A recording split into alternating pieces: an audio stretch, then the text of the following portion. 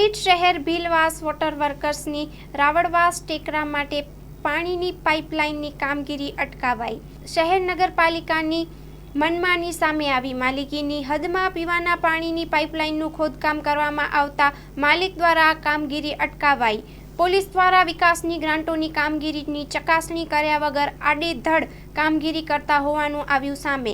પાઇપલાઇનની કામગીરી પડતી મૂકીને કોન્ટ્રાક્ટર પોતાના જેસીબી વાહનો લઈને થયો રવાનો। સવારમાં કામગીરી શરૂ કરવામાં આવી ત્યારે પાલિકાના એન્જિનિયર કે કોન્ટ્રાક્ટર હાજરી હતી। કેમ બન્યો આ બનાવ ચર્ચાનો વિષય છે। શહેરમાં પાલિકા દ્વારા સરકારી ગ્રાન્ટોનો આડેધડ કરવામાં આવે છે। સરકારી ગ્રાન્ટો થઈ રહ્યો છે દુરુપયોગ।